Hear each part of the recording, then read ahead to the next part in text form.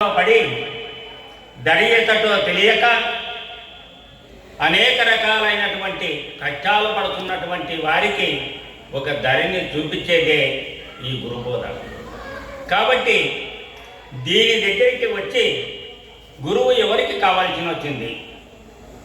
గురువు అంటే గురు సాక్షాత్ పరబ్రహ్మ స్వరూపం.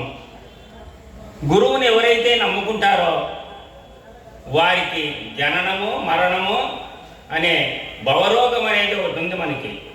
ఆ జనన మరణ ప్రవాహం నుండి తప్పించేదే ఈ గురుబోధ. కాబట్టి సాధన సంపత్తి యుగల సాధకుడగ నరుడు ఘోర సంసారమున బాధపడలేక తన పుణ్యోదయమున గురుని కాంచి యురతారాబాతిన్ చరణనే మ్రోచి మరిమారియోతిన్ బోధాజేయు పుణ్య పురుషమ బోటకు సాధింపదగు ముఖ్య సాధాననే బల్కే యురతారాబాతిన్ శరణనే మ్రోచి మరిమారియోతిన్. మరి సాధన సంపత్తి యుగల సాధకుడగ నరుడు. సాధన సంపత్తి అంటే సాధన చతుష్టయ సంపత్తి అని. ఇది సాధన చతుష్టయ సంపత్తి ప్రతి ఒక్కరికి గురుబోధ ఎవరైతే గురు సాంప్రదాయకులకు ముఖ్యమైనటువంటి సోపానంగా ఉన్నది. ఈ 4 అంటే సాధన చతుష్టయము అనగా నిత్యానిత్య వస్తు వివేకము, ఇహమూర్తార్థ ఫలభోగ విరాగము, సమాధి చట్క సంపత్తి, ముముచత్వం అని చెప్పి 4 దావులు. మరి నిత్యానిత్య వస్తు వివేకం అనగా బ్రహ్మ సత్యము, జగత్తు మిథ్యాన్ని. బ్రహ్మ ఎలా సత్యం అంటే ఎల్లప్పుడూ ఉన్నటువంటి వాడు కాబట్టి ఈ యొక్క అనిత్యమైనటువంటి ప్రపంచము ఈరోజు ఉండొచ్చు. గారడి వాని యొక్క మరి విద్య ఎటువంటిదో ఈ ప్రపంచమంతా కూడా ఉన్నట్లుగానే తోస్తుంది, కానీ లేనిది. ఉన్నది సత్యమైనటువంటిది బ్రహ్మము, లేనిది జగత్తు. కాబట్టి నిత్యానిత్యవస్తు. ఇహమూర్తార్థ ఫలభోగ విరాగం అంటే మరి మనము తిన్నటువంటి ఆహారము ఏదైనా సరే వాము చేసుకోవడం అంటే మనము దాన్ని మరా ఎట్లయితే విసర్జించుకుంటామో అలాగనే ఇహలోక సౌఖ్యము కానీ పరలోక సౌఖ్యము కానీ ఏదైనా కూడా ఇంద్రలోకమైనా సరే దేవేంద్రలోకమైనా సరే ఏదైనా కానీ ఇదంతా కూడా అనిత్యము అని చెప్పి దాని మీద విరక్తి కలిగి అది వద్దు అని చెప్పి విరక్తి కలిగి ఉండడమే ఇహమూర్తార్థ ఫలభోగ విరాగం. సమాధి చట్క సంపత్తి అన్నారు. సమాధి చట్క సంపత్తి అంటే 6 గుణాలు ఉంటాయి. శమము, దమము, ఉపరతి, తితిక్ష, శ్రద్ధ, సమాధానము అని చెప్పి. అంటే మొట్టమొదటిది శమము అనగా అంతరేంద్రియ నిగ్రహం. అంతరేంద్రియాలంటే మనసు, బుద్ధి, చిత్తం, అహంకారములు. మరి దమము అంటే బాహ్యేంద్రియ నిగ్రహం. అంటే శబ్ద, స్పర్శ, రూప, రసగంధములతో కూడుకున్నటువంటివి ఏవైతే ఉన్నాయో అవన్నీ కూడా ఇంద్రియ నిగ్రహం కలిగి ఉండాలని చెప్పి అట్లా. తితిక్ష అంటే శమము, దమము, ఉపరతి. ఉపరతి అంటే ఏమి? ఏది వచ్చినా, కష్టం వచ్చినా, సుఖం వచ్చినా, మంచి వచ్చినా, చెడ్డ వచ్చినా ఉపేక్షించి ఉండడమే ఉపరతి. తితిక్ష అంటే శీతోష్ణ స్థితులకు సమభావంతో ఉండడమే తితిక్ష. శ్రద్ధ, ఏమిటి మీద శ్రద్ధ ఉండాలా? మన సంసార వ్యవహారం మీద ఎట్లయితే శ్రద్ధ కలిగి ఉన్నామో అదేవిధంగానే గురువు చెప్పినటువంటి వాక్యాల మీద, గురు బోధ మీద, గురువు మీద శ్రద్ధ కలిగి ఉండాల. అటువంటి స్థితి కలిగి ఉండాలి. మరి శ్రద్ధ, సమాధానం అంటే ఎట్లుంటుంది అది? ఇవన్నిటిని ఎప్పుడైతే సర్దుబాటు చేసుకుని నువ్వు నడుచుకుంటావో అది సమాధానమై స్వరూపానికి తెలుసుకునేదానికి అది సమాధానం అవుతుంది. అదేవిధంగానే తర్వాత మోక్షం అన్నారు. మోక్షం అంటే ఏమి? నువ్వు బంధము నుండి విడుదల కావడమే. నేను జీవుడను, నేనే దేహము, నేనే మనసును, నేనే అన్నిటికీ అంటున్నటువంటి దాన్ని మరి ఆ బంధము ఎప్పుడైతే విడుదలవుతుందో, ఆ బంధం ఎప్పుడైతే విడుదలైతే అదే మోక్షం. కాబట్టి ఈ సాధన సంపత్తి కలిగినటువంటి నరుడు మరి ఒక గురువు దగ్గరికి పోయి మరి బోధాజేయము పుణ్యపురుష మా బోట్లకు సాధింపదగు ముఖ్యం. నేను ఏ రకంగా అయితే తెలుసుకుంటానో, ఏ రకంగా అయితే నేను వినుకుంటానో, ఏ రకంగా అయితే నేను దాన్ని ఆచరించగలుగుతానో అటువంటి మార్గం నాకు తెలుపువయ్యా అని చెప్పి అడిగినారు. అప్పుడు గురువు అడిగినటువంటి మాటలకి శిష్యుడు అడిగినటువంటి మాటలకి గురువు ఎంతో ఆనందపడి అప్పుడు అంటున్నాడంట, శరణాగతుడకు శిష్యుని కరుణామృత దృష్టి చేతగని మోదము పురిగుణ మృదువాక్యములను పరమదయాలుండు గురుడు భక్త వినుమనేను సంశయమింకా బాధింపాదనేను పరిపూర్ణము కటిలే నిరుకానేదు కాటుండు పరిపూర్ణ మెరుకాల ఎరిగి ఎరుకను మాను భక్త వినుమనేను సంశయమింకా బాధింపదనేను. శరణాగతుడకు శిష్యుని అంటే యయాతిని రాముడు చంపుతానన్నాడు. అంటేనే ఆంజనేయుల దగ్గరికి పోతే మరి శరణాగతుడైనప్పుడు వాని ప్రాణమిచ్చి నేను రక్షిస్తానన్నట్లుగా మరి ఈ యొక్క గురువు దగ్గరికి వచ్చి శిష్యుడు ఎప్పుడైతే శరణాగతుడైతే, నాయన ఈ జనన మరణ ప్రవాహము నుండి ఏ సంశయంతోనే నీవు వచ్చి నన్ను అడుగుతున్నావో, శరణాగతుడకు శిష్యుని కరుణామృత దృష్టి అంటే కరుణామృతం అంటే ఎటువంటిదంటే సముద్రము ఈ ఎన్ని నదులు పోయి పడినా కూడా ఒక ఇంచు పెరిగేది లేదంట, ఒక ఇంచు తగ్గేది లేదంట దానికి. కాబట్టి ఎటువంటిది ఉందో అటువంటి గుణం ఉన్నటువంటి వాడు. కాబట్టి గురువు కరుణామృత దృష్టి చేత మోదము ముప్పురిగుణ అంటే ప్రేమ, దయ, కరుణ అనే మూడు కళ్ళగించి అతని మీద ఆలంబనం చేసి అతన్ని బుజ్జగించి, నాయన పరిపూర్ణం ఒకటి లేని ఎరుక అనేది ఒకటి ఉండదు, పరిపూర్ణ మెరుకాల ఎదిగి ఎరుకనమా నాయన. అంటే పరిపూర్ణం ఒకటి అంటే జనన మరణము లేనటువంటిది, రూపనామములు లేనటువంటిది, పుట్టు సావులు లేనటువంటిది, సర్వకాల సర్వావస్థల యందును సర్వదేశముల యందును సనాతనమై ఉన్నటువంటిది ఏదైతే ఉందో అట్టి దానిని గురించి తెలుపుతాను ఒకటి. తర్వాత లేని ఎరుక, ఇది మాయతో కూడుకున్నటువంటిది, మూలము లేని గుర్తెరుగు శరీరం ఏమీ లేదని చెప్పి మరి రెండవ దాన్ని మొట్టమొదటిదైనటువంటిది ద్వాదశిని గురించి, మరి పంచదశి మూడవదైనటువంటి మృదువాక్యములను పరమ దయాలుండు గురుడు భక్త వినుమనేనని చెప్పి సంశయం, ఇంకా నీలో సంశయం పెట్టుకొని వచ్చినావు కదా, ఏం చేస్తా సంశయం కూడా నీకు అవసరం లేదు నాయన అని చెప్పి అభయం ఇచ్చినటువంటి పద్యం ఇది.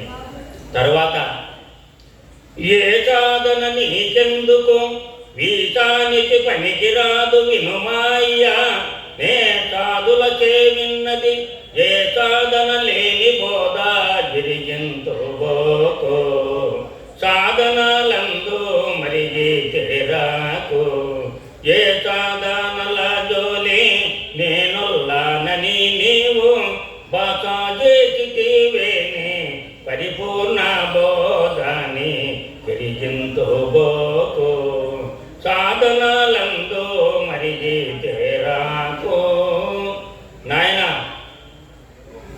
ఇంతవరకు యజ్ఞాలు చేసినావు, యాగాలు చేసినావు, కతువులు చేసినావు, జపమాలు చెప్పినావు, మరి అష్ట సిద్ధులు అనేక రకాలైనటువంటి తీర్థయాత్రలు మరి అన్నీ చేసి మరి నా దగ్గరికి వచ్చినావు కదా. కాబట్టి ఇవన్నీ కూడా నా గురువు చెప్పినటువంటి మాటకి ఒక గడ్డి పూజకు కూడా పనికిరావు నాయన. కాబట్టి మరి నీవు నా దగ్గరికి వచ్చినావు కదా, ఏ సాధనలు కూడా అవసరం లేదు నీకు, ఏ సాధన నీకెందుకు, ఈశానికి పనికిరాదు. వినుమాయ, నేను సాధులకే విన్నదంటే నా గురువు చెప్పినటువంటిది ఏదైతే ఉందో, నా గురువు చెప్పినటువంటి ప్రకారమే నేను నీకు చెప్తాను. సాధులకే విన్నది. ఏ సాధన లేని బోధ ఎరిగించబోదు.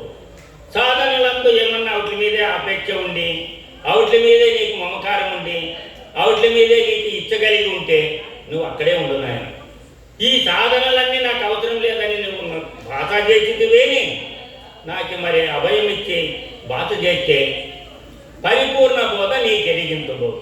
సాధనలంతా మరిగితే రాదు. ఇప్పుడే ఆ సాధనల మీద నీకు వాటి మీదే మమకారం ఉంటే ఇప్పుడే రావద్దు నాయన అన్నాడు. అప్పుడు అంటే ఈ శిశునికి ఇంకా సంశయం తీరక, గురువర పరిపూర్ణం వన్న ఎరుకనని విరెండు ఎట్టి ఎరుకొద్భవమో ఎరుక జనుతోటు ఎయ్యది ఎరుకను నేనెట్లు విడిచే ఎరిగింతోమనేను అట్లనే గురుడు ఎరిగింతోన నేను చరణాదూలి నీరెండు కరమూల గొనీతాన స్థిరమున ధరించే చరణాన్ని యాచిచ్చు ఎరిగింతోమనేను. ఓ గురుదేవా, పరిపూర్ణమని ఒకటంటిది, లేని ఎరుక అనేది ఒకటంటిది. మరి ఎరుక అనేది ఎక్కడ పుడుతుందో, ఆ ఎరుకను నేను ఎట్లా విడతల్లా అనే 4 విధాలుగా అడుక్కుంటూ వచ్చినాడు శిష్యుడు. అప్పుడు పరిపూర్ణం అంటే నాయన రూపము నామములు లేనటువంటిది, ఏ తావు పుట్టుకలు లేనటువంటిది, స్థిరమైనటువంటిది, శాశ్వతమైనటువంటిది, స్వతసిద్ధమైనటువంటిది, అది ఎప్పుడు ఎల్లకాలము సూది మోపను సందులేకను సుఖము దుఃఖము లేమి లేకను నిండి నిమిడీకృతమైనటువంటి స్వరూపం కలిగినటువంటిది పరిపూర్ణము. ఈ మాయతో కూడుకున్నటువంటి జగత్తంతా కూడా చలనముతో కూడుకున్నటువంటిది. కాబట్టి ఇది మాత్రము అశాశ్వతమైంది నాయన అని చెప్పి మరి ఎరుకను గురించి చెప్తూ, ఎరుక ఎట్లా పుడుతుంది అన్నాడు. ఎరుక ఎట్లా పుడుతుందంటే ఎరుకే దేహేంద్రియములు, ఎరుకే వర్ణాశ్రమములు, ఎరుకే కృతులను, ఎరుకే సతితోధరాదులు, ఎరుగుము వత్త నే దీర్చద ఇదిగో నీచ హరిహర బ్రహ్మాది చుర నరగిర ధర మృగ చరాచరములు, ఎరుకని ఎరుగుము వత్త నే దీర్చద ఇదిగో నీచ. నాయన శిష్య, ఎరుకంటే ఎరుకే దేహేంద్రియములు, ఈ దేహము కానీ ఇంద్రియములు కానీ ఎరుకే వర్ణాశ్రమములు, అనేక రకాలైనటువంటి పేర్లు పెట్టుకొని అనేక రకాలైనటువంటి వర్ణాలు పెట్టుకునేది కూడా అదే. ఎరుకే కృతులను అంటే ఎవరు వేదాలు రాసినారంటే నేనే రాసిన. నేననగా ఏమి? ఆత్మే రాసి. ఆత్మ ఉంటేనే కదా, నేనే కదా అన్నిటికీ కర్త. కాబట్టి నేను ఉంటేనే నేను ఉంటుంది, నేను ఉంటేనే నేను ఉంటుంది. ఈ రెండింటికి అపరయ సంబంధం. కాబట్టి నేనే అన్నిటికీ నేనే అని చెప్పి ఏదైతే అంటుందో ఆ ఎరుక యొక్క పుట్టుక ఇటువంటిది నాయన. ఎరుకే అన్నిటికీ చేస్తుందని చెప్పి మరి దాన్ని ఎట్లా విడిచల్లా అని చెప్పి అడిగినారు. దాన్ని విడిచేదానికి ఎట్లా విడిచల్లా అంటే టెంకాయలేకి ఎలాగైతే నీళ్ళు వచ్చినాయో మరి అదే మరి ఏనుగు తిన్నటువంటి ఎలుగు పండు ఎట్లయితే గుజ్జు లేకుండా అయిపోతుందో అట్లా పరిపూర్ణ పరబ్రహ్మ స్వరూపాన్ని ఎప్పుడైతే తెలుసుకుందో ఎరుక ఎక్కడో లేదనే కంటే ఎరుక అన్ని చోట్ల ఉంది. కానీ ఒక్క పరిపూర్ణంలో మాత్రము దానికి అక్కడ స్థానం లేదు. కాబట్టి అన్నిటితోన మరి చూచేదదే, వినేదదే, తినేదదే, సర్వ వ్యవహారములో ఈ జనన మరణము మొత్తం కూడా చేసేదంతా కూడా అదే నాయన అని చెప్పి దాని గురించి చెప్తూ వ్యవహారం అంతా చెప్తే మరి అప్పుడు ఆ పిల్లవాడు ఆ యొక్క గురువుగారి యొక్క పాదాలు పట్టుకొని అతని యొక్క ఆ పాదాలకు ఉన్నటువంటి మన్నును తనని స్థిరమున ధరించి శరణాని ఆ శిష్యుడు జరిగించమనేను అని చెప్పి అక్కడ అన్నాడు. తర్వాత నాయనా నీకే మొట్టమొదట పరిపూర్ణం గురించి చెప్తానని చెప్పి మొదల జలము నెరిగించదా విదితముగలేని ఎరుక విభరింతుపైను తుది ఎరుకను విడిపించదా మదిలో నా మాట నమ్మి మరి వింటివేని సంచల బుద్ధి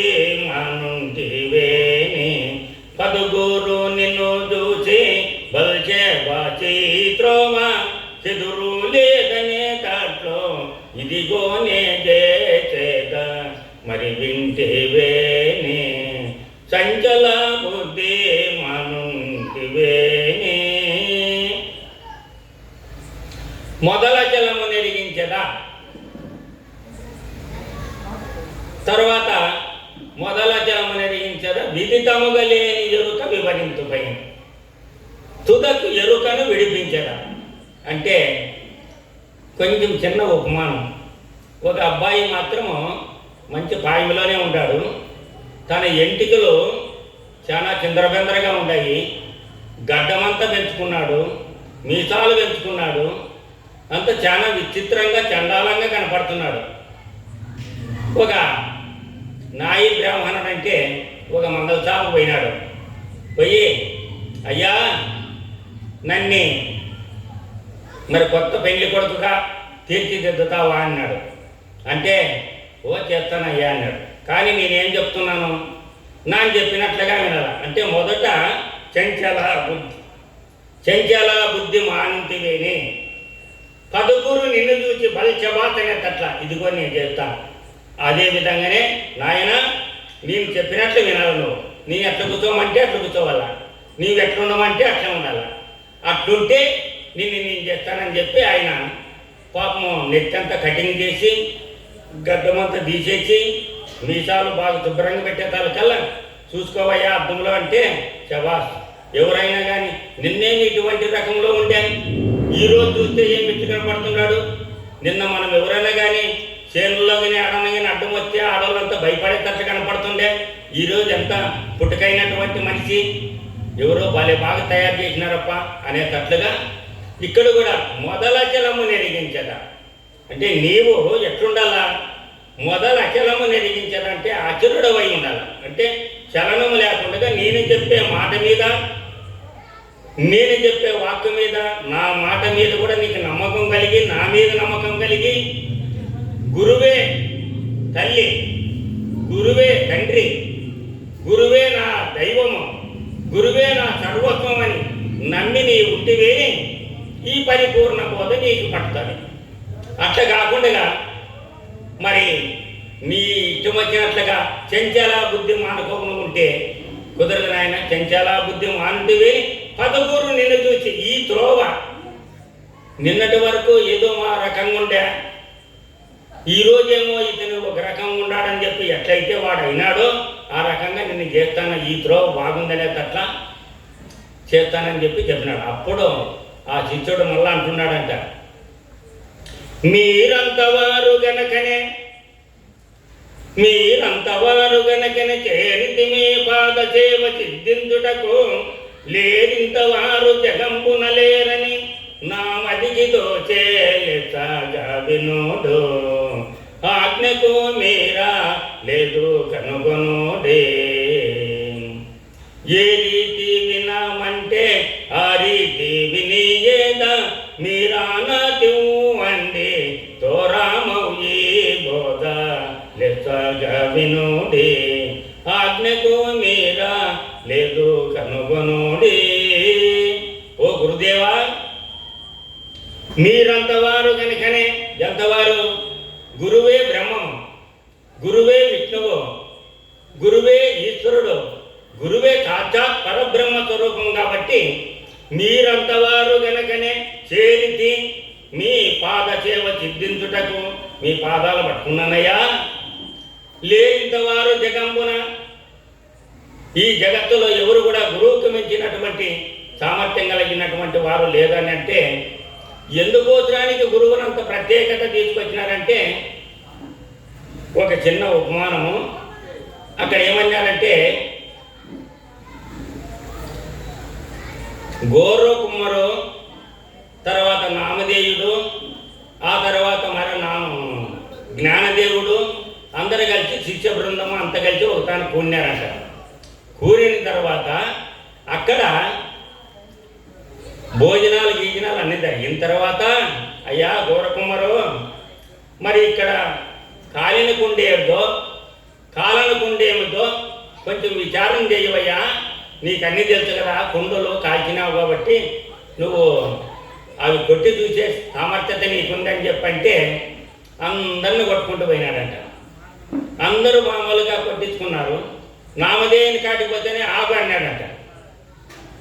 నేను ఎవరనుకున్నావు? నన్ను పరీక్ష చేసేది. పాండవురంగుడు నా ఎదురుకు నిలబడతాడు, మాట్లాడతాడు, నేను పెడితే తింటాడు, నాతో మాట్లాడతాడు, నన్ను పరీక్ష చేసేదని చెప్పి మాట్లాడితేనే ఇది సగం ఖాళీ సగం కాలుకోకున్నటువంటి కుండ అని చెప్పినాడంట. అప్పుడు ఈ దింగా అజ్ఞానంతోనే ఉంది అన్నాడు. అప్పుడు పరిగెత్తుకుంటూ పోయి ఆ యొక్క పాండవరంగని పాదాలపై పడి, నేను కాళ్ళేనంట, నేను అజ్ఞానంతో ఉన్నానంట, మరి నేను సరి కాళ్ళేనని చెప్పి ఇట్లా అంటున్నారు, ఇట్లానే అని చెప్పి ఏడిస్తే, అవునయ్యా నువ్వు కాళ్ళలేదు కదా అని పాండవరంగడు కూడా అన్నాడు. ఏం స్వామి నువ్వు కూడా అట్లా మాట్లాడతావు అంటే, అవునయ్యా మరి నువ్వు కాళ్ళేదంటే మరి ఎట్లా, మరి ఏం దీనికి మార్గము మరి అని అంటే, దీనికి జ్ఞానం కావాలన్నా, జ్ఞానం అనే అగ్నితోనే కాల్చాలయ్యా, నువ్వు కాలేదంటే నువ్వే జ్ఞానం ఇయ్యంటే నేను భక్తులకి కావాల్సినటువంటి సదుపాయము నీకు కావాల్సిమన్నా ఇంకా 10 ఏళ్ళు ఇస్తాను, లేకపోతే నీకేమన్నా భోగభాగ్యాలు ఏమంటే ఇస్తాను, నువ్వేం కావాలంటే అవన్నీ ఇస్తాను, కానీ నా దగ్గర మాత్రం జ్ఞానం లేదయ్యా అన్నట్ట పాండురంగుడు. ఏమయ్యా మరి నాతో మాట్లాడతావు, చేస్తావు, అన్నీ చేస్తావంటే నువ్వు భక్తుడు కాబట్టి నీతో మాట్లాడుతున్నానయ్యా, భక్తులకు వశమైనాడు భగవంతుని నేను, కానీ నేను గురువును కాదన్నట్ట. మరి జ్ఞానం ఎవరి దగ్గర ఉందంటే గురువుతో ఉందన్నాడు. ఎక్కడున్నాడు ఆ గురువు, నాకు నువ్వే తెలపాలంటే ఈశ్వరుని గుడిలో ఉన్నాడు అన్నట్ట.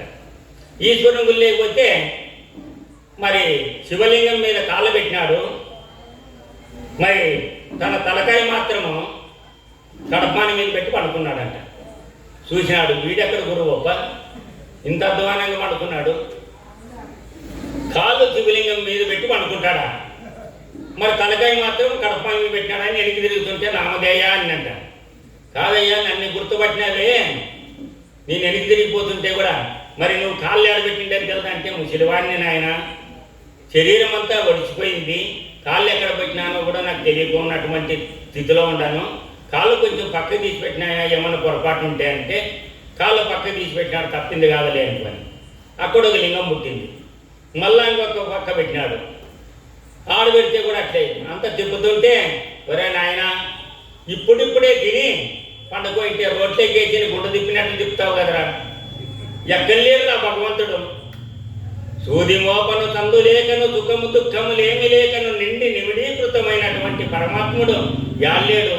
ప్రహ్లాదుడు చెప్పినాడు, ఇందు గనడందు సందేహము లేదు, చక్రి సర్వోపగతుండు ఎందెందు వెతికి చూసిన అందందే గలడు దానవాగ్ని వింటే అని చెప్పి, ఓ దానవరాజా అంటే రాక్షస రాజా అని తండ్రిని సంబోధించినటువంటి మాట మాట్లాడినాడు. కాబట్టి పరమాత్ముడు సూది మోపేకి సంత లేకుండా ఉన్నాడంటే ఎక్కడో ఎత్తుకాల్సిన పని లేదు. మన శరీరమే ఈ భూమి, ఎక్కడ మనము ఇట్లా గిచ్చి చూసినా కూడా మనకి చురుకుమంటుంది కదా, మరి సూది మోపేకి సంద లేకుండా చూస్తూ వచ్చుకుంటారు శరీరం అంతా. ఎక్కడైనా కూడా పరమాత్మ స్వరూపం ఉంటేనే కదా మనకి చురుకుముడుతుండేది. కాబట్టి ఎక్కడ లేడయా, మరి ఇక్కడ పరిశోధన చేసుకుంటే అక్కడ కూడా ఉన్నాడని చెప్పి నిరూపణ చేసి మరి గురువు గారు, కాబట్టి అటువంటి స్థితి కలిగిన అప్పుడు గురువు అవసరం వచ్చింది. కాబట్టి గురువు అటువంటి ఓడి కావాల, రోగం వచ్చినవానికి డాక్టర్ కావాలా, మరి బ్రహ్మవిద్య కావాలనుకున్న వాళ్ళకి మరి గురువు కావాలా. కాబట్టి ఈ జనన మరణ ప్రవాహం నుండి తప్పించుకునేదానికి ఇది కావాలని చెప్పి నిరూపణ చేసినాడు. కాబట్టి మీరంతవారు గనకనే చేరితి మీ పాద చేవ చిద్దించుటకు, లేరింతవారు జగంబున లేరని నా మదికి లెస్సగా వినుడు. ఆజ్ఞకు మీరు ఎట్లా చెప్తారో, మీరు ఏ ఆజ్ఞలో ఉండమంటారో అట్లే నడుచుకుంటానయ్యా అన్నాడంట. అని ఊకినే ఉండలేదంట శిష్యుడు. మరి మొద్దులనైనను దోల్దురం బద్దుల బద్ధత్వం అడిపాలు చేతురం, మీ వద్దకు వచ్చిన గని పరిశుద్ధపు బోధోక్తమైన చుట్టూలో బ్రోతి అందుకు తగిన యుక్తులు జోపి పెద్దల చేమి ప్రసిద్ధిని విని వట్టి దిద్దుడిని వట్టి బుద్ధిహీనుడను. నేను చాలా బుద్ధిహీనుడనయ్యా, అజ్ఞానంతో ఉన్నాను, అవిద్యానేతంతో ఉన్నాను. కాబట్టి నన్ను తీర్చిదిద్దే బాధ్యత నీదై ఉన్నది అని చెప్పి మొద్దులనైనను దోల్తురు. అంటే మొద్దులు ఒక వడ్రంగి వాడి దగ్గరికి పోయి ఒక ముద్దును పెడితే దాంట్లోన ఒక నాగేలి కావాలా, ఒక గుంటకు కావాలా, ఒకటి ఏమవుతుందో దానికి ఆయనకి తెలుసు ఈ మొద్దులో ఏమవుతుంది అనేది. ఒక శిల్పి దగ్గరికి ఒక బండరాయి తీసుకొని పోతే ఆ దాంట్లోనే ఒక చక్కనైనటువంటి శిల్పాన్ని, అంటే ఒక బొమ్మను తయారు చేసే శక్తి ఒక శిల్పికి ఉంది, బండరాయిని కూడా. అదేవిధంగానే అజ్ఞానంతో ఉన్నటువంటి వాణ్ణి తీర్చిదిద్దే బాధ్యత మీకై ఉన్నది గురుదేవా అని చెప్పి పాదాల మీద పడి వేడుకుంటే అప్పుడు అంటున్నాడంట, జై సద్గురు ప్రభు మహారాజుకి. పెద్దలు నాకు ఇచ్చినటువంటి టైం అయిపోతుంది, ఇంకా పెద్దలు మాట్లాడేవాళ్ళు ఉన్నారు కదా, నాకు ఇచ్చినటువంటి సదావకాశాన్ని మరి నేను సద్వినియోగం చేసుకొని ఇంతటితో నా ఉపన్యాసాన్ని విరమించుకుంటాను. జై సద్గురు ప్రభు మహారాజుకి, పరదేశప్ప తాతగారికి, పరదేశప్ప తాతగారికి, పరదేశప్ప తాతగారికి సద్గురువే నమః. ఇంతవరకు మానవుని యొక్క నడవడికలు, జీవిత లక్షణాలను చక్కగా ప్రబోధ చేసినటువంటి పెరువిలి రామాంజనేయుల వారికి ధన్యవాదాలు తెలుపుకుంటూ, ఇప్పుడు పరమ పూజ్య స్తోత్రే బ్రహ్మనిష్ట సద్గురువులైనటువంటి మంత్రాలయ హనుమంతప్ప గురుదేవులు చక్కగా ప్రబోధ చేస్తారు. వారు ఇప్పుడు ఈ ప్రవచనాన్ని ప్రారంభించవలసిన